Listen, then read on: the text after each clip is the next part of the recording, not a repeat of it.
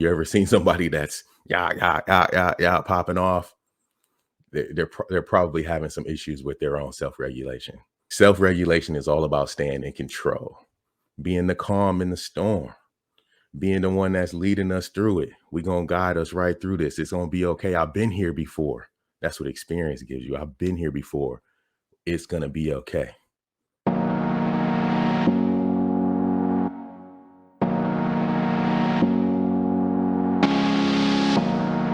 Five skills that's gonna help you take your team to the next level in 2022. Hey, I'm Tyrell Reed, leadership development coach, restaurant owner, building leaders that build businesses. That's all I do.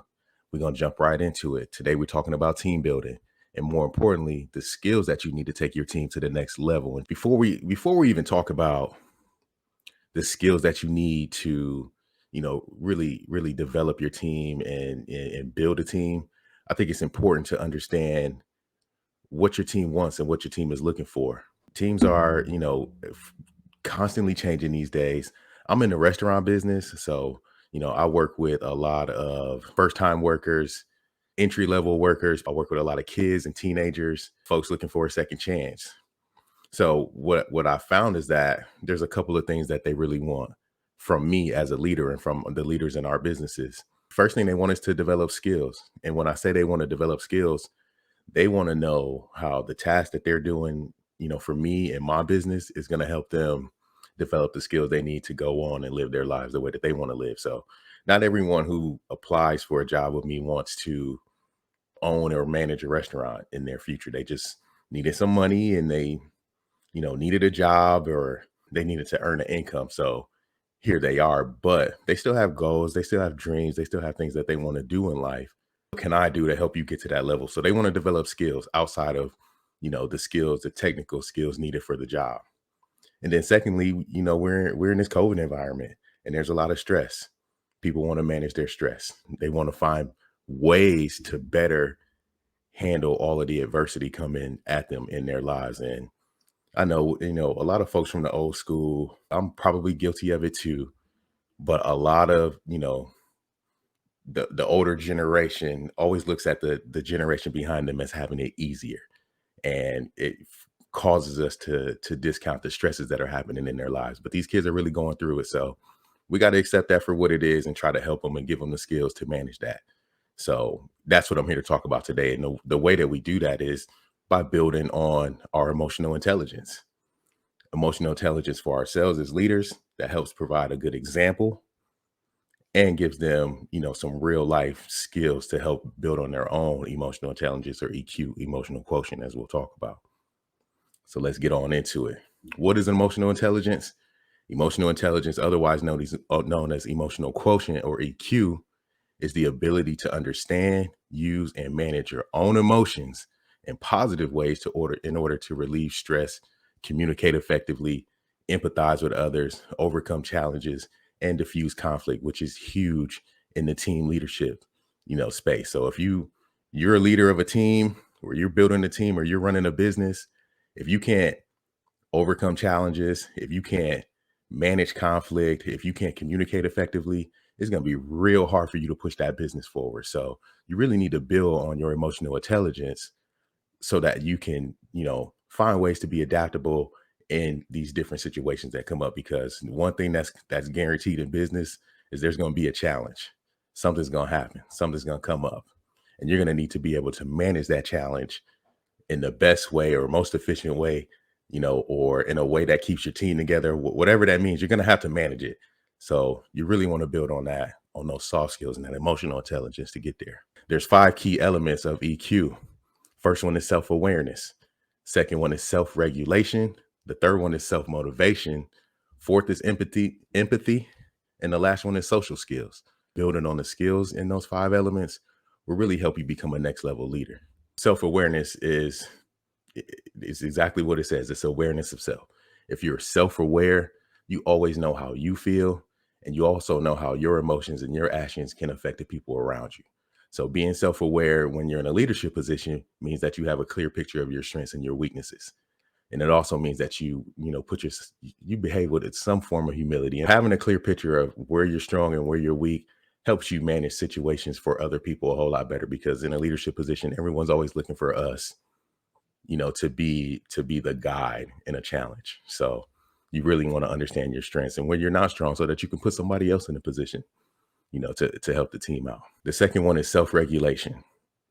Leaders who regulate themselves effectively, they rarely verbally attack other people.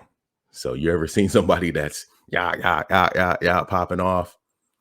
They're probably having some issues with their own self-regulation. So they make rush decisions or emotional decisions. They stereotype people or compromise their values. That's the worst one too in leadership.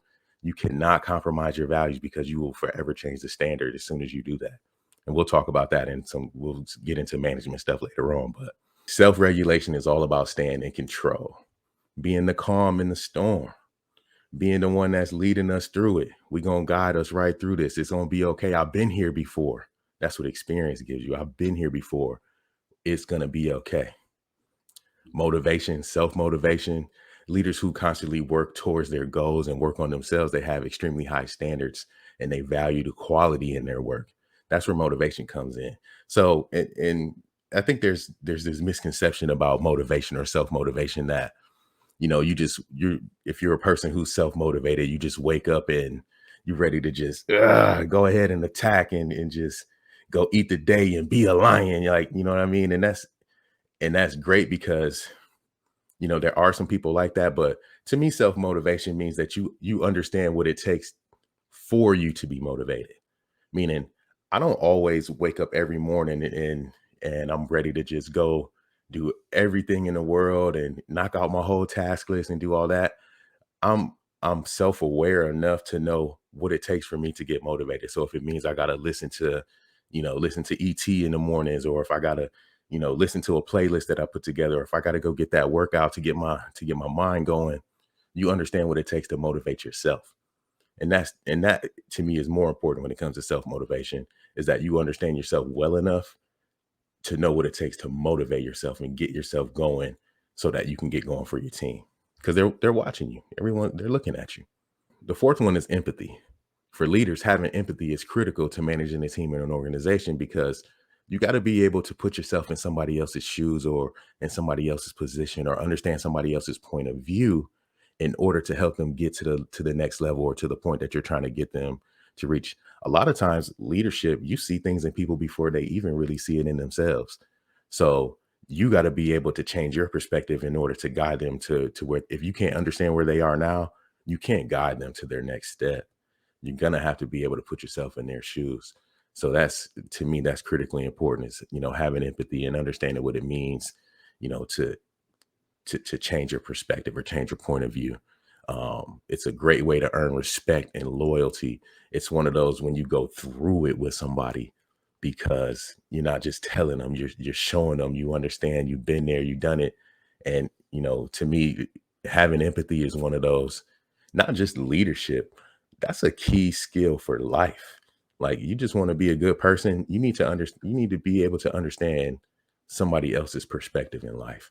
And then the last one is social skills. And that's simple. I mean, I've said this in another lesson, but communication is the art of leaders. You got to be able to effectively and efficiently communicate tasks, messages, changes, all of those things when it comes to being in a leadership position. So, you know, leaders who do well in the skill of emotional intelligence, or in the social skills element of emotional intelligence, are great communicators. You're just as open to hearing bad news as you are to hearing good news. And you're experts at getting your team to support you and excited about a new mission or project. It's all about how you communicate it. Sometimes you got to deliver some bad news, but if you frame it right and you put it in a perspective of teaching a lesson, that gives somebody hope instead of tearing somebody down. Leaders who have good social skills are also good at managing change and resolving conflicts diplomatically. That's the important. Like, anybody can manage a conflict by just saying, because I said so. But if you can resolve something diplomatically and everyone feels like they got something out of it, that's a great way to move forward. Person with good social skills, good communicator, rarely satisfied with leaving things as they are.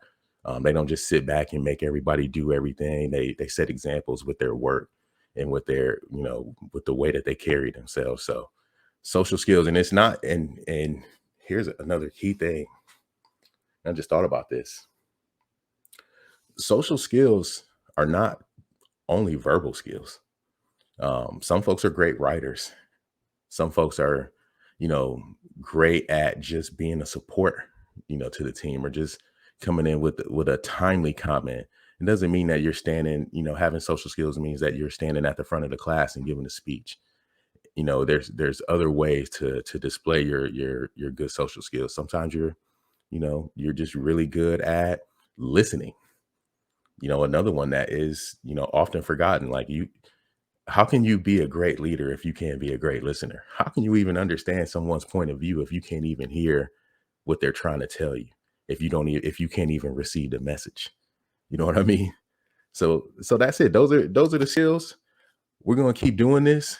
My name is Tyrell Reed. Remember, I'm building leaders that build businesses. All businesses, people business. You take care of your people, they'll take care of you. Tap in with me, like, subscribe, stay tuned in with the channel, because we're going to bring new content every single week, bringing new lessons in leadership and in business, particularly the restaurant business. So if you're interested in that, stay in with me. Peace.